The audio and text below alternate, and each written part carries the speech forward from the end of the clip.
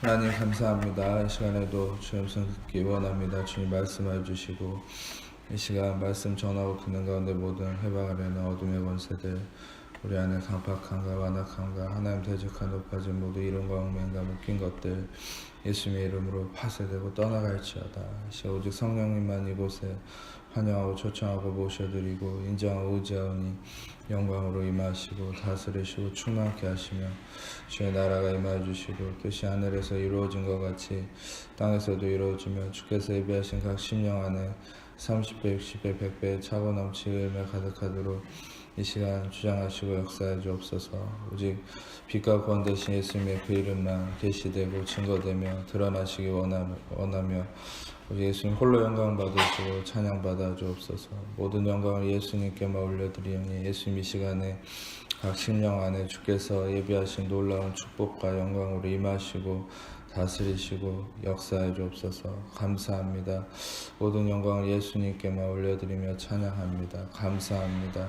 모든 것들이 인하여 감사합니다. 찬양합니다. 영광 받아 주옵소서. 감사합니다. 감사합니다. 주님만을 찬양합니다. 감사합니다. 예수님만을 높여드립니다. 감사합니다. 모든 영광 받아 주옵소서. 감사합니다. 예수님께만 영광 올려드립니다. 찬양합니다. 주님 감사합니다. 감사합니다. 주님만을 높여드리며 우리를 사랑하시는 예수님 이름으로 기도합니다. 아멘. 함께 보신 오늘 말씀 우리가 익히 잘 아는 솔로몬이라는 사람에 대한 이야기인데 이 솔로몬은 다윗을 이어서 왕권을 이어받고 이 하나님의 택하심 가운데 왕이 되었는데 오늘 읽은 내용처럼 솔로몬은 이 왕으로서 자리에 대한 두려움이 있었습니다. 그리고 자신이 다윗이라는 정말 지금까지도 이스라엘의 국기에 그려져 있는 그 별, 그만큼 지금도 다윗을 신봉하고 이 최고의 왕으로 인정하는 것이 이스라엘의 그 전통인데 이 당시에는 얼마나 대단했겠습니까? 하나님이 사랑하는 다윗, 하나님이 쓰셨던 다윗. 이 다윗은 우리가 세종대왕을 생각하는 그 이상의 최고의 왕이라고 인정을 받았던 왕이죠. 그런데 모세의 뒤를 이어서 두려워했던 차기 지도자 여호수아와 같이 이 엄청난 다윗의 뒤를 이어받는 솔로몬은 아버지이긴 하지만 얼마나 큰 두려움이 있었겠습니까? 그러나 우리가 이 역사서를 읽어보면 다윗의 참 지혜로움과 하나님의 마음을 알 수 있는데 다윗이 그 솔로몬에게 왕권을 넘겨주기 전에 그가 성령 안에서 솔로몬에게 도움이 되지 않을 만한 사람들은 다 좌천시켜버리고 죽여버립니다. 그리고 또 솔로몬에게 방해가 될 어떤 사람들은 다 이렇게 제거해버리죠. 그리고 솔로몬에게 유익할 하나님의 일을 해나갈 사람들, 특히 성전을 지을 일에 대한 어떤 준비와 모든 것들을 성령 안에서 다윗이 행하고 그에 대한 준비를 해놓고 죽어버리죠. 그래서 이 솔로몬이 모든 것들이 하나님의 합력해서 선을 이루심 가운데 하나님의 조화로우심 가운데 예비됨 가운데 왕이 되었음을 우리는 상황적으로 알 수 있습니다. 그러나 그럼에도 솔로몬의 마음에는 여전히 긴장과 또 두려움과 막연한 그런 어떤 이 자기의 상황에 대한 무거움을 느끼는 것이죠. 이 상황 속에서 하나님께서 꿈에서 솔로몬에게 나타나셔서 네가 무엇을 원하느냐라고 물어봤습니다. 우리가 무엇을 원하느냐 하면은 여러분 숫자를 원하는 사람들도 있겠죠. 그런데 이 솔로몬은 하나님 앞에 오늘 이 열왕기상 3장의 9절을 보시면은 9절을 스크린으로 같이 보겠습니다. 9절에 같이 읽어볼게요. 시작. 누가 주의 이 많은 백성을 재판할 수 있사오리이까? 듣는 마음을 종에게 주사 주의 백성을 재판하여 선악을 분별하게 하옵소서. 여기서 듣는 마음이라고 얘기하고 이것이 솔로몬이 하나님께 구했던 그 핵심적인 그 마음이죠. 듣는 마음. 우리는 이제 보통 솔로몬은 하나님께 지혜를 구했다. 주일학교 때부터 우리가 배웠던 내용이죠. 솔로몬은 하나님께 지혜를 구했다. 맞습니다. 왜냐하면 그게 맞는 이유가 뭐냐면 동일한 이 내용이 역대하 1장 10절에 나와 있습니다. 스크린으로 보세요. 역대하 1장 10절 같이 읽겠습니다. 시작. 주는 이제 내게 지혜와 지식을 주사 이 백성 앞에서 출입하게 하옵소서. 이렇게 많은 주의 백성을 누가 능히 재판하리이까. 그래서 방금 열왕기상 나왔던 이 말씀이 역대하 1장 10절에 그대로 나와 있죠. 그래서 똑같은 겁니다. 듣는 마음을 달라고 그랬는데 이것은 샤마우 레브라고 해서 이것은 어떤 면에서는 순종하는 마음, 잘 경청하는 마음이라고 직역될 수 있지만 여기에 대한 깊은 의미, 또 오늘 하나님께서 주시는 진리를 여러분과 이 말씀을 비교하면서 나누기를 원하는데 그것이 역대하 1장 10절에 근거가 있어요. 솔로몬은 우리가 알았던 대로 지혜와 지식을 구했습니다. 여기서 지혜는 호크마라는 말이고 하캄이라는 지혜롭단 말에서 왔다는 이 명사 호크마고 지식은 맞다라는 말입니다. 맞다. 그리고 맞다는 뭐냐면은 야다라는 히브리어의 안다라는 표현에서 알다라는 표현에서 왔거든요. 우리가 야훼를 안다라고 표현할 때 야다라는 표현이거든요. 근데 거기서 맞다라는 지식의 말이 왔어요. 그래서 지혜와 지식을 구했습니다. 그러면 솔로몬이 이 지혜와 지식을 구했을 때 우리는 이 지혜와 지식의 근본이 뭔지를 알아야 됩니다. 그리고 매번 우리가 성경 말씀을 볼 때는 표면적인 이면에 하나님께서 본질적으로 이 말씀을 통해서 무엇을 말씀하시기를 원하는가 이것을 우리가 볼 수 있어야 되는데 특히 이 상황 속에서 우리가 알아야 될 것은 우리는 솔로몬이 단지 자기가 지혜로워지기를 원했을까 싶은 거죠. 단지 솔로몬이 자기가 지혜로워서 사람들을 판단하고 분별하고 이 당시에는 왜 솔로몬이 재판하는 일에 대해서 중요시 여겼냐면 이것이 모세부터 했던 일이에요. 그러니까 이스라엘 백성들 앞에서 이 지도자가 항상 이 판사들처럼 이 법정의 판사들처럼 미시파트 이 재판하는 일을 했습니다. 그러니까 이 재판하는 일이 중요했던 게 맨날 분쟁이 일어나거든요. 그러니까 그거를 이렇게 여러분 이 당시에는 왕이 그 일들을 했어요. 그러니까 이 일들을 하는데 지혜가 필요하다. 그런데 여기서 우리가 알아야 될 것은 이 솔로몬 안에 우리가 자기가 지혜롭기를 원했느냐라는 것이 실상 이것이 우리가 봐야 될 분별점입니다. 보통 우리는 솔로몬이 자기가 지혜롭고 자기가 능력을 얻기를 원했다 이렇게 생각할 수 있는데 여러분 우리가 여기서 비교해 볼 하나의 인물이 있죠. 그것은 사사기에 등장하는 삼손이라는 인물이죠. 삼손은 이 큰 착각에 빠졌었어요. 그게 뭐냐면 삼손은 이 머리카락이 자기의 것이라고 생각했고 자기의 머리카락에 힘이 있다고 생각했어요. 근데 실상 나중에 이제 머리카락이 잘렸을 때 실제로 이 들릴라라는 여자에게 유혹받아서 잠자고 있는 사이에 머리를 다 밀어버렸죠. 그러니까 진짜 힘이 빠졌어요. 근데 우리가 알아야 될 것은 결론적으로 나중에 블레셋이 눈을 다 뽑아버리고 이제 신전에 맷돌 갈게 했거든요. 소랑 같이 비참해졌죠. 이스라엘의 장군이었는데. 근데 그 비참해진 상황 속에서 삼손이 어떻게 했습니까? 하나님 마지막으로 나에게 힘을 한 번 더 주세요 해서 성령이 임하시니까 어떻게 했습니까? 눈도 뽑히고 머리카락이 잘라서 힘도 없었는데 그 신전의 기둥을 밀어버려서 무너뜨려 버렸죠. 그래서 성경이 뭐라 얘기하죠? 살았을 때 죽인 자보다 죽으면서 죽인 자가 더 많았더라. 그러니까 뭡니까? 죽었을 때 머리카락이 잘리고 나서 임했던 힘이 더 크다는 거죠. 그 힘이 뭐죠? 성령의 힘이죠. 그러니까 실상 삼손은 착각한 게 원래 머리카락이 길었을 때도 성령의 힘으로 그 힘으로 무찔렀던 거예요. 여러분 우리가 좀 오해할 수 있는 게 보통 저도 어릴 때 성경 동화를 보면 삼손의 그 모습을 보면 삼손이 막 지금 미스터 코리아처럼 막 울룩불룩 이렇게 막 근육질이라고 생각할 수 있는데 좀 성경적으로 어떤 성경학자들이 대다수가 인정하는 내용이에요. 그리고 성경적 근거가 있는데 그게 뭐냐면 삼손을 보는 사람마다 항상 묻는 얘기가 있어요. 삼손한테 너는 어디서 그렇게 힘이 나냐고 얘기를 해요. 여러분 만약에 미스터 코리아처럼 헤라클레스처럼 이렇게 생긴 사람이면 어디서 그런 힘이 나냐고 묻겠습니까? 그 사람한테? 안 묻죠. 그렇게 생겼으니까. 근데 여러분 삼손한테 그런 물음을 물었던 이유가 뭘까요? 체형이 왜소했다는 거예요. 그러니까 전혀 힘이 세 보이지 않았다는 거죠. 그런데 막 300명, 400명을 죽이는 거예요. 막대기 하나로. 그게 뭡니까? 그게 바로 성령의 힘이 있었던 거죠. 근데 삼손은 자기 머리털에 힘이 있다고 그러니까 표면적으로 자기에게 있다고 믿었던 그 착각이 나중에 성경은 뭘 드러냅니까? 그것은 바로 누군가의 존재가 그를 힘있게 만들었다라는 것이죠. 아멘. 아멘. 이 삼손에게 있었던 일처럼 여러분 솔로몬도 자기가 지혜를 구했을까요? 자기의 머리가 지혜로워지기를 원했을까요?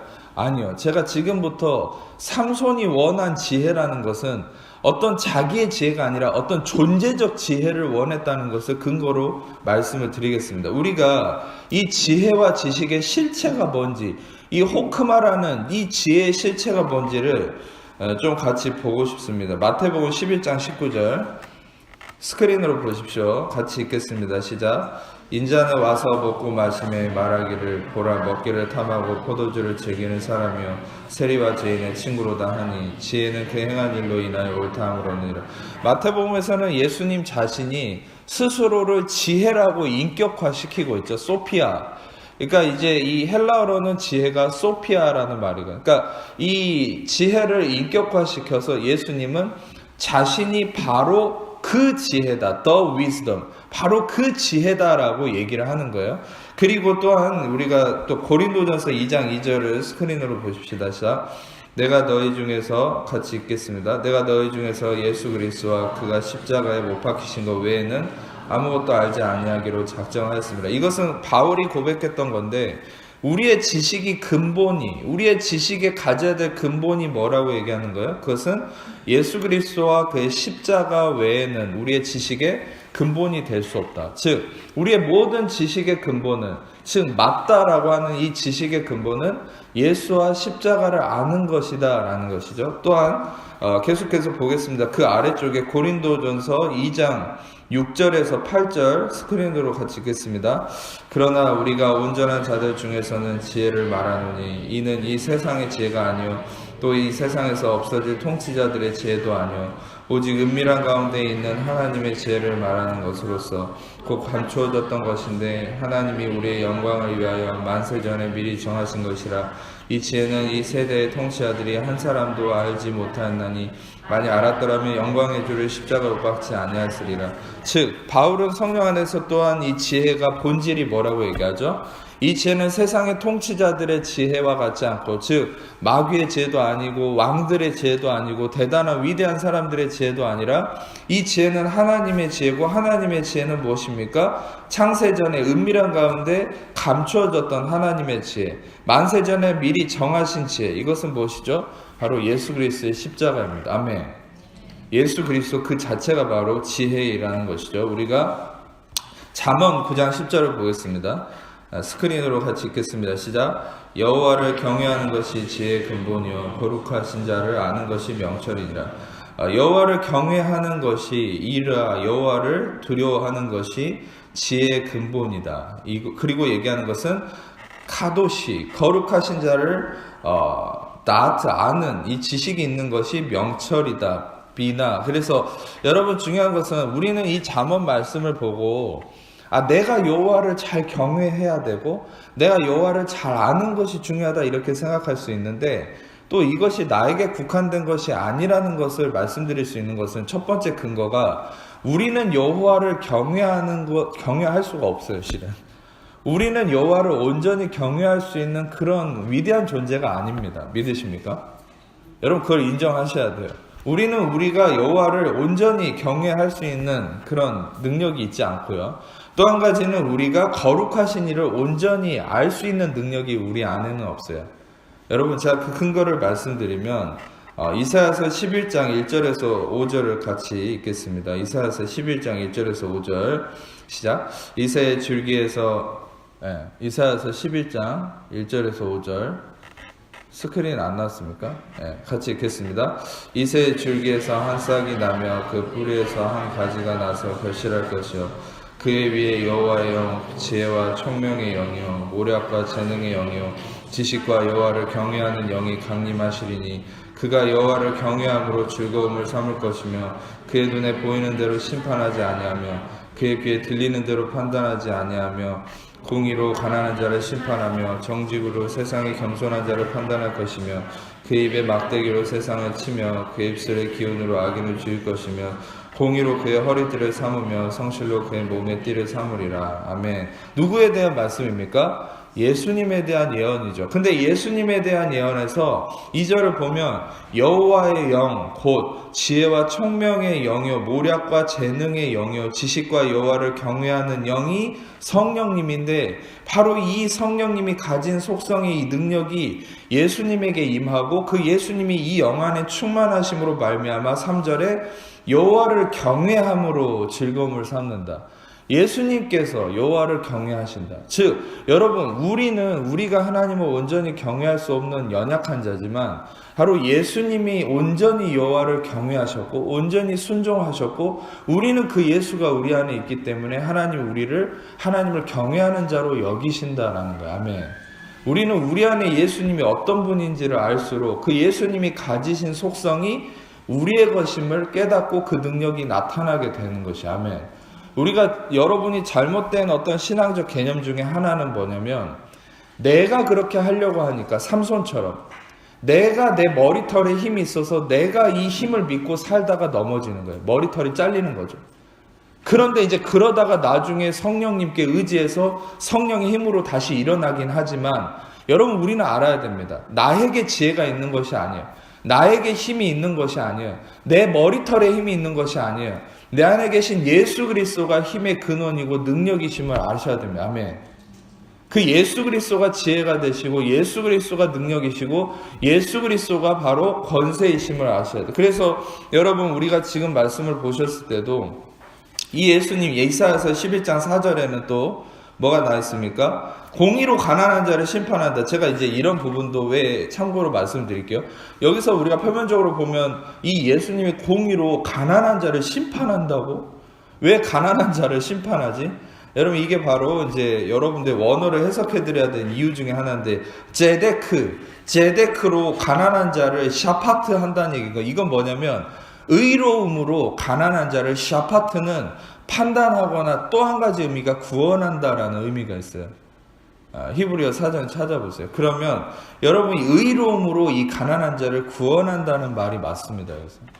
그래서 여러분 우리가 알아야 될 것은 이 여호와의 영, 곧 지혜의 영을 받은 총명의 영을 받은 이 여호와를 경외함이 예수님께 있다. 그리고 예수님이 바로 여호와를 경외하는 분이다라는 사실이에요. 아멘. 아멘. 여러분들이 아셔야 될 건 저의 말씀을 들으면 들을수록 여러분들은 예수님에게 초점을 맞춰지게 될 건데 여러분이 예수님에게 초점을 맞출수록 여러분이 달려가면서 그동안 살면서 예수님을 본받으려고 했던 그 어떤 노력보다 이 1시간, 이 30-40분 설교를 듣는 이 순간을 통해서 더 많은 성과를 이룰 수 있게 될 겁니다. 아멘. 단지 여러분이 예수님을 듣는 것만으로도. 아멘. 여러분들이 실은 내가 하려고 할수록 실패해야 된다는 걸 알아야 돼요. 특히나 예수님을 본받으려고 할수록 여러분이 실패한다는 걸 아셔야 돼요. 그러나 여러분이 있는 그대로의 생명의 떡이고 언약의 피가 되시는 예수님을 듣고 실상 제가 아까 말씀을 못 드렸지만 솔로몬이 샤마우레브 듣는 마음이라는 게 단지 인간적으로 듣는 얘기를 할까요? 믿음은 들으면서 나오고 들으면 그리스도의 말씀으로 말미암았다고 로마서 10장 17절에 얘기한 것처럼 우리는 그리스도에 대한 예수 그리스도의 말씀을 들으면 들을수록 그것이 지혜와 능력이 되심을 아시길 축복합니다. 그래서 여러분들이 예수님을 그냥 듣는 거예요. 그래서 예수님을 그냥 복음서에서 보셔야 돼요. 그냥 그걸 본받으려고 하지 마세요. 계속 예수님을 보세요. 그분의 아름다움과 위대함과 지혜로우심과 그분의 놀라우심을 그냥 말씀을 통해 보세요. 또 한 가지 힌트를 드리자면 여러분이 예수님을 바라보라고 하니까 또 우리 또 교계에서 굉장히 인정받고 있는 유기성 목사님 그런 분들은 또 예수님을 바라봐야 된다. 24시간 바라봐야 된다. 굉장히 옳은 말입니다. 굉장히 좋아요. 예수님을 바라보는 거 좋아. 근데 성도님들이 오해하시는 것 중에 하나가 뭐냐면 예수님을 바라볼 때 자꾸 성화에 있는 그런 예수님, 인간적인 모습의 그런 어떤 우리가 상상하는 모습의 영화에서 봤던 그 예수님을 자꾸 쳐다보고 생각하는 분들인데 그러면요 내 타락한 이성 속에서 예수님 모습이 변질됩니다. 여러분이 예수님을 바라본다는 게 무슨 말인 줄 아세요? 그것은 그냥 여러분이 이 성경책에 있는 예수님의 그 말씀을 계속 생각하는 거예요. 아멘? 아멘? 그냥 복음서에 나타난 그 말씀을 계속 기억하세요. 예수님이 계속 말씀하셨죠. 내 살을 먹고 내 피를 마시는 자는 영원히 살리라. 그러면 그 문장을 계속 생각하는 거예요. 예수님의 어떤 모형을 생각하는 게 아니라요. 이것을 참고로 삼으시고 계속 말씀을 묵상하세요. 예수님에 대한 그 말씀을 묵상하세요. 그럼 여러분들에게 그것이 이해가 되지 않는 부분이라도 생명으로 나타나는 것이죠. 제가 방금 이사야서 11장 1절에서 5절을 말씀드린 것처럼 여호와를 경외함이 예수님에게 있고 예수님이 바로 여호와를 경외함으로 인해서 그분이 바로 경외함의 근본으로서 지혜의 근본이 되신다. 즉 잠언 9장 10절을 다시 보여주시겠어요? 잠언 9장 10절. 그래서 우리가 여호와를 경외하는 것이 지혜의 근본이다. 이것은 무엇입니까? 여호와를 경외하는 것은 누구한테 있죠? 예수님에게 있죠. 바로 예수님이 지혜의 근본이다. 근본은 뭐냐면 터힐라라는 말입니다. 터힐라는 시작점, 처음이라는 말이에요. 그러니까 예수님이 바로 지혜의 시작이 되신다. 처음이 되신다. 할렐루야. 인간은 지혜를 소크라테스나 많은 철학자들도 어떤 지혜를 흉내내는 것일 수 있어요. 지혜를 흉내내는 두 번째, 세 번째 지혜가 될 수 있습니다. 우리가 아는 탈무드나 이런 것들을 보면 참 지혜로워 보이는 그런 것들이 많죠. 그것이 지혜가 아니라고 얘기하진 않아요. 근데 두 번째, 세 번째가 될 수는 있겠죠. 그러나 지혜의 근본, 지혜의 첫 번째는 누구입니까? 그것은 예수 그리스도, 그 존재 자체라는 것이죠. 아멘. 그래서 여러분이 항상 기억하셔야 될 건 하나님 나에게 지혜를 주세요. 이런 기도가 아니에요. 여러분이 지혜의 근본이 누군지를 아시고 그 지혜의 근본이 누굽니까? 예수 그리스도. 예수 그리스도가 지혜가 되심을 알고 그 예수 그리스도를 바라보고 묵상하세요. 그러면 여러분들이 지혜의 능력이 나타나게 된다는 사실이에요. 아멘. 자, 그래서 여러분 이 근거 안에서 우리가 지혜가 바로 예수님이심을 알았죠. 근데 여러분 중요한 것은 이 하나님의 지혜, 그리스도가 이 세상에 오셨지만 이 세상의 지혜를 받아들이지 않았습니다. 이 세상의 지혜라는 것이 존재했기 때문이죠. 그것은 아까도 얘기했듯이 통치자들의 지혜, 왕들의 지혜, 이 세상을 다스리고 있는 인간 스스로의 인본주의적, 인문학적 그 지혜가 이 세상을 다스리고 있기 때문에 참된 지혜가 이 땅에 왔을 때 그것을 받아들이지 않는 거예요. 그래서 이 지혜를 어떻게 했다고 그랬죠? 자, 고린도전서 1장 22절에서 25절입니다. 스크린으로 보시면서 같이 읽겠습니다. 시작. 유대인은 표적을 구하고 헬라인은 지혜를 찾으나 우리는 십자가 못 박힌 그리스도를 전하니 유대인에게는 꺼리끼는 것이요 이방인에게는 미련한 것이로되 오직 부르심을 받은 자들에게는 유대인이나 헬라인이나 그리스도는 하나님의 능력이요 하나님의 지혜니라. 하나님의 어리석음이 사람보다 지혜롭고 하나님의 약하심이 사람보다 강하니라. 아멘. 유대인들은 표적을 구하고 헬라인들은 말 그대로 지혜를 추구하는 자들이었죠. 그래서 그리스도 로마 철학이 발달했죠. 그런데 여러분 이 지혜를 찾았지만 결국 그들의 지혜는 우둔한 것이었어요. 인간의 한계 속에 묶여있는 것이에요. 왜냐하면 여러분 결국은 전에 플라톤 얘기도 했지만 이데아의 세계 이런 거를 하지만 결국은 그들의 한계 안에 갇혀진 논리일 뿐이고 결국은 여러분 많은 철학자들이 얘기하는 지혜조차도 인간의 크로노스, 즉 인간의 인과 원인과 결과에 매여있는 이 개념일 뿐이다라는 거예요. 그런데 하나님의 지혜가 나타났다 얘기할 때 그 하나님의 지혜는 이방인들에게는 미련한 것이고 유대인들에게는 꺼리끼는 것이에요. 왜냐하면 유대인들에게 있어서 이 십자가 못 박혀 죽는다는 건 저주거든요. 저주 아래 갇혀진 그걸로 판단하는 거죠. 그리고 이 헬라인들에게는 그냥 십자가 쳐서 죽어버린 거 끝나버리니까 그냥 미련한 것이에요. 그런데 이것을 뭐라고 얘기합니까? 바울은 성령 안에서 유대인이나 헬라인이나 그리스도는 하나님의 능력이고 하나님의 지혜다. 그리고 심지어는 아주 급격한 이 대조를 통한 강조법을 쓰고 있죠. 그건 뭡니까? 하나님의 어리석음이 사람보다 지혜롭고 하나님의 약하심이 사람보다 강하다. 여러분 하나님에게 어리석음이 있습니까? 하나님에게 약하심이 있을까요? 하나님에게는 어리석음이나 약함이 없습니다. 믿으십니까? 엘로힘은 말 그대로 창조주고 우주를 다스리는 분이에요. 근데 여기에 무슨 약함이나 어리석음이 있겠습니까? 그런데 하나님의 어리석음이, 하나님의 약하심이 인간보다는 뛰어나다. 이건 뭡니까? 인간이 비할 수 없다는 것이죠. 그분의 지혜, 그분의 능력이 그리스도를 통해서 나타났다라고 얘기하는 거예요. 세상의 지혜와 세상의 어떤 것도 이 그리스도의 십자가를 이해할 수 없다라고 얘기하는 거죠. 왜 이해할 수 없습니까? 자기 틀에 갇혀 있기 때문이죠. 여러분, 제가 이 하나님의 지혜를 지금부터 조금 이제 보여드리면서 알려드릴 텐데, 이 하나님의 지혜가 그리스도를 통해서 십자가를 통해서 나타났다라고 하는 것이 어떤 의미인가? 실은 우리가 생각할 때 보통 인간의 영역에서의 지혜라고 하는 것은 우리는 우리가 받아들일 수 있는 부분을 보통 지혜라고 얘기합니다. 우리 인간의 영역 속에서. 근데 하나님은 인간이 받아들일 수 없는 것을 얘기하세요. 근데 그 받아들일 수 없는 것을 통해서 인간은 무엇을 얻습니까? 생명을 얻고 구원에 이릅니다. 그것이 바로 하나님의 지혜의 속성이에요. 그래서 여러분, 우리가 하나님의 지혜라는 것은 실상 그 근본이 우리가 받아들일 수 없는, 상상할 수 없었던, 우리가 자격이 없는 자에게 주어지는 호의, 은총, 그것이 무엇입니까? 그 지혜의 근본은 바로 그레이스, 바로 카리스, 헤세드, 바로 하나님의 은혜가 그 핵심이라는 사실이에요. 아멘.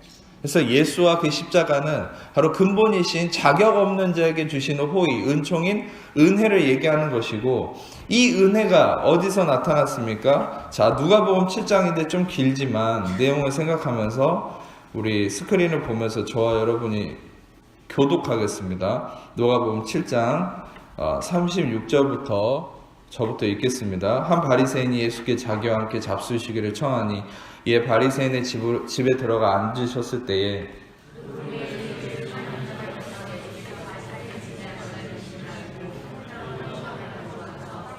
예수의 뒤로 그 발 곁에 서서 울며 눈물로 그 발을 적시고 자기 머리털로 닦고 그 발에 입 맞추고 향유를 부으니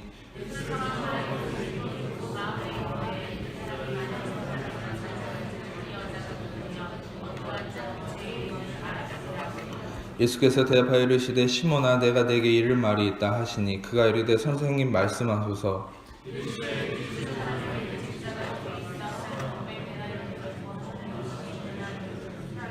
갚을 것이 없으므로 둘 다 탕감하여 주었으니 둘 중에 누가 그를 더 사랑하겠느냐.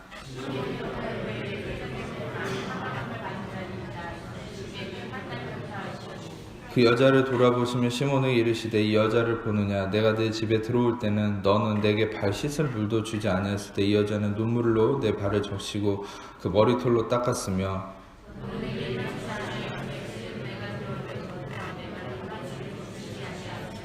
너는 내 머리에 감람유도 붓지 아니하였을 때 그는 향유를 내 발에 부었느니라.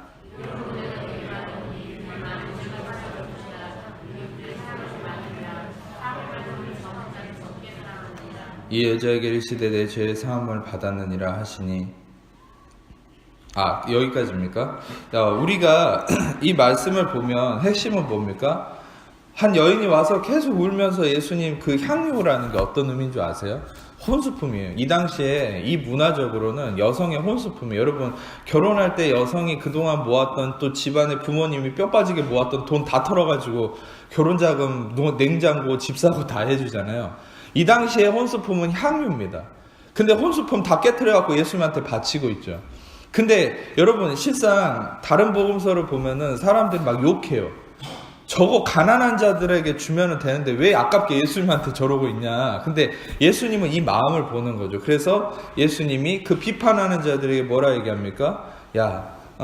만약에 비유를 드시는데 만약에 둘 사람이 이렇게 빚진 자가 있는데 둘 다 갚을 것이 없어서 탕감을 받았다. 그런데 누가 탕감해 준 사람을 더 사랑하겠느냐. 그랬더니 이 비판하고 있던, 속으로 비판하고 있던 이 시몬이 뭐라 합니까?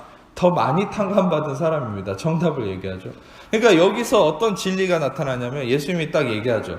그렇다. 47절을 다시 한번 보시겠습니까? 47절 스크린으로. 한번 다시 한번 읽겠습니다. 시작. 이러므로 내가 내게 말하노니 그의 많은 죄가 사하졌도다. 이는 그의 사랑함이 많음이라. 사함을 받는 일이 적은 자는 적게 사랑하느니라. 자, 여러분, 이게 바로 하나님의 지혜라는 것이죠. 인간의 지혜는 눈앞의 것에만 매여 있어요. 근데 하나님의 지혜는 사람의 영역을 벗어나 있죠. 그리고 하나님의 지혜는 뭡니까? 하나님의 지혜는 인간과 다르게 사함을 많이 받은 자가 더 많이 사랑한다는 이 진리를 하나님은 지혜 안에서 이루시는 거예요. 그러니까 인간은 이거를 알지 못해요. 그런데 하나님은 어떻게 하십니까? 더 많이 사하신다. 더 많이 용서하신다. 예수님이 그의 사람을 사랑하시되 끝까지 사랑하시고 70번씩 7번 끝까지 용서하시고 70번씩 7번은 490번 의미하는 게 아니죠. 그것은 완전함을 의미하는 7과 70을 곱해서 완전히 용서하시는 걸 의미하죠. 아멘. 아멘.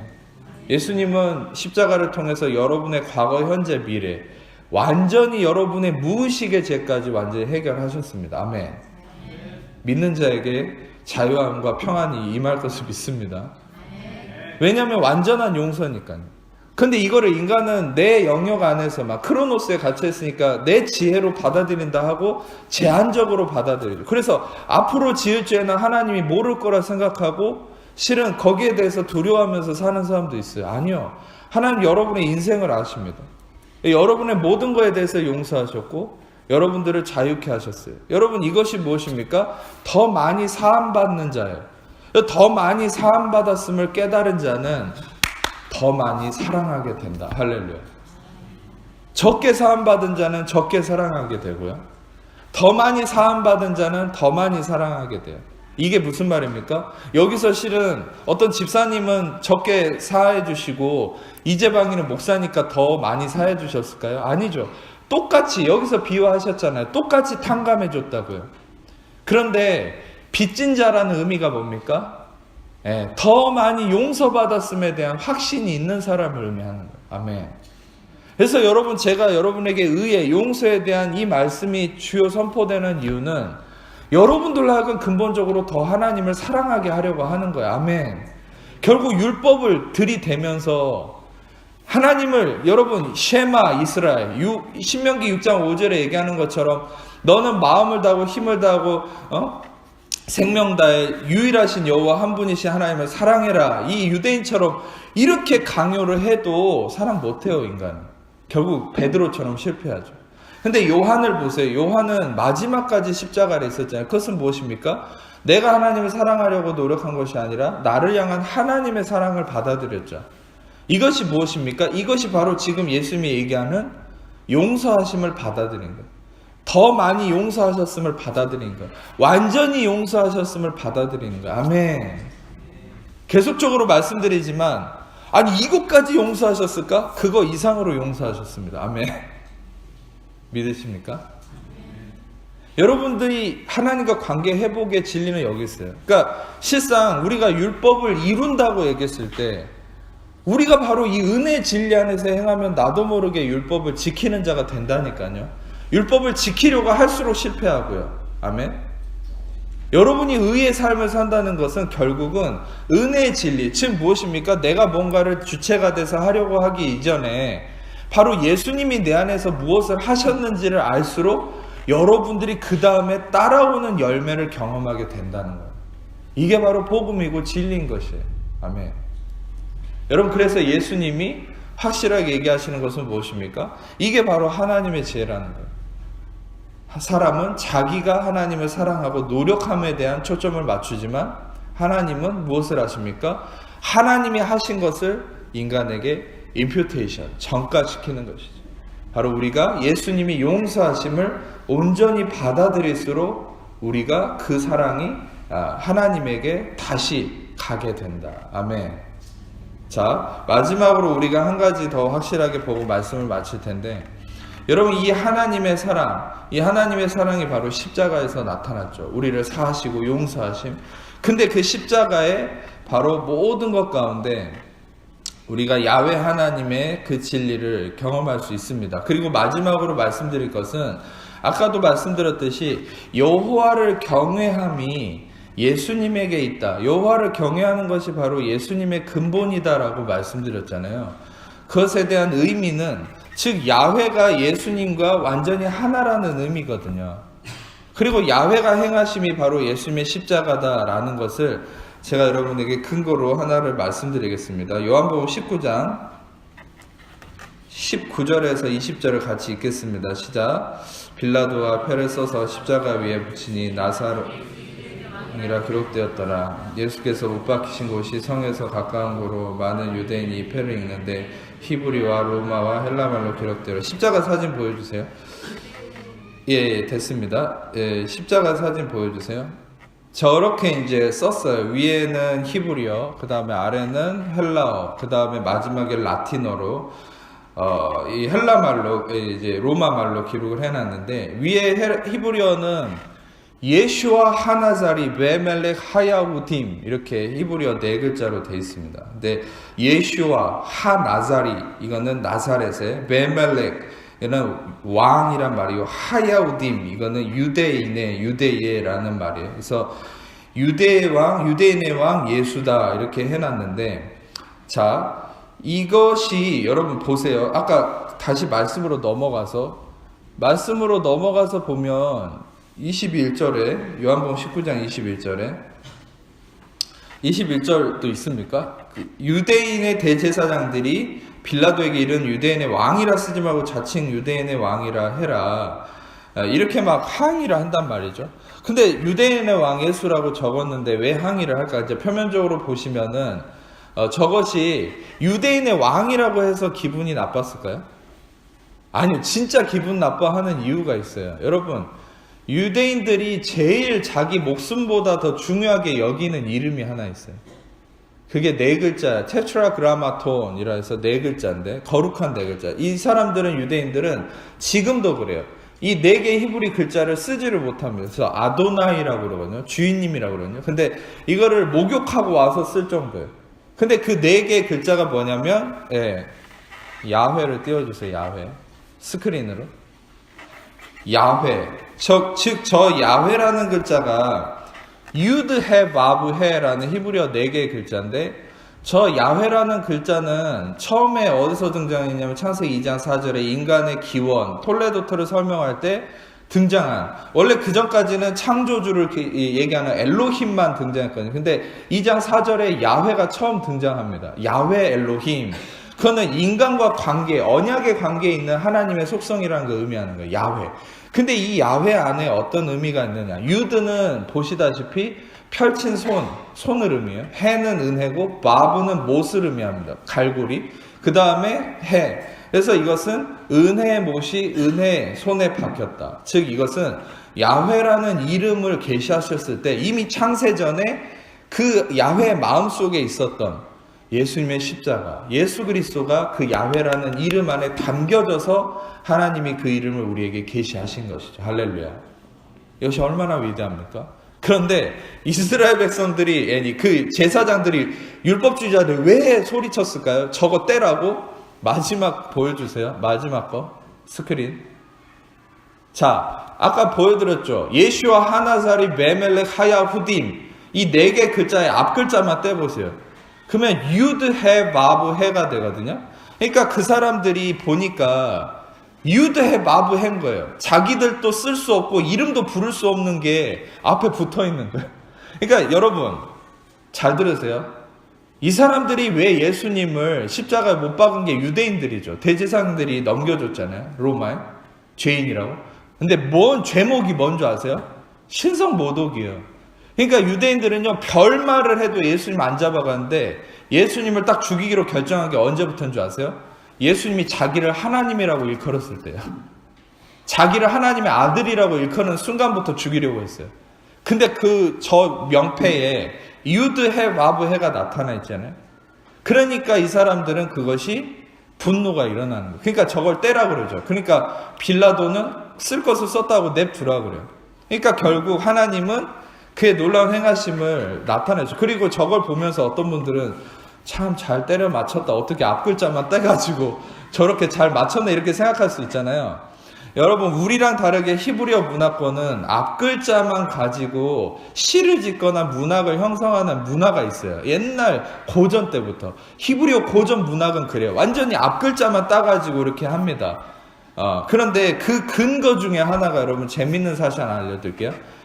스크린 자료는 없어요. 근데 여러분이 많은 시가서도 그런 게 있는데 특히 예레미야 뒤에 붙어있는 예레미야 예가는 슬픔의 시죠. 근데 예레미야 예가를 보면 1장과 2장과 4장이요 딱 22절로만 돼 있어요. 22절.